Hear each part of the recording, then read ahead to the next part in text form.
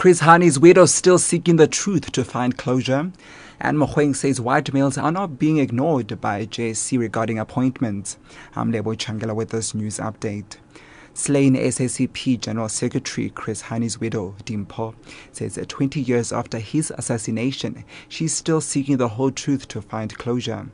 Hani was gunned down outside his home in Boksburg on the East Rand in 1993.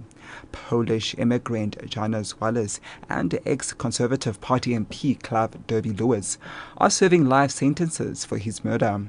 Dimpho Hani says evidence from the Truth Commission indicated that more people were involved in the murder. She says she cannot forgive the murderers until they tell the whole truth. I'm still saying up to date. I want to know the truth. I want to know who was involved. Then we'll move on. I think forgiveness is about my confessing to you to say, you know, John, this is what I did to you, and I ask for forgiveness. But you can't just wake up and say you ask for forgiveness without telling us what actually happened. At the moment, all I need is the truth. And I think all South Africans, we will just want to know what happened. President Jacob Zuma and Tripartite Alliance leaders Zwelinzima Mavavi and Blade Nzimande will mark the 20th anniversary of Hani's death at his grave today. Chief Justice Mogoeng says white males are not being ignored by the Judicial Service Commission regarding appointments. He was reacting to a report by Commissioners Isaac Smuts, in which he questioned the likelihood of white male candidates being appointed as judges. The Commission is conducting interviews for 11 vacancies in high courts in Cape Town.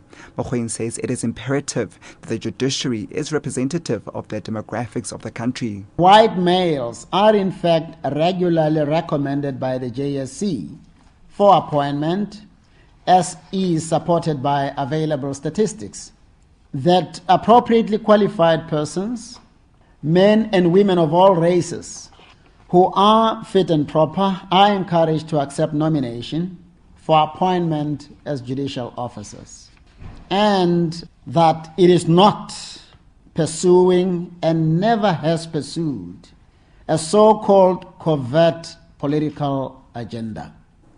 Finance Minister Pravin Gordhan says the Reserve Bank has done well to balance economic growth and the need to create jobs while also pursuing its mandate to keep inflation in check. The comments in an interview as part of a Reuters investment summit suggest a government sees no need to encourage the bank to boost growth by loosening monetary policy ahead of next year's general election. Gordhan says the crisis in Europe is still a drag on the domestic economy, hurting exports. The Reserve Bank has left the repo rate at a historic low of 5% last month, and most economists polled by Reuters expect rates to stay on hold through 2013. And the fight against rhino poaching has been hampered by the breakdown of the genetic analyzer machine, RODIS, used to link confiscated horns to poaching sites with the DNA. This provides prosecutors with scientific evidence to link rhino horns to specific incidents. The profiling is being done by the Faculty of Veterinary Science of the University of Pretoria. The database contains DNA of 6,000 rhinos so far. The machine crashed due to huge pressure of the DNA project.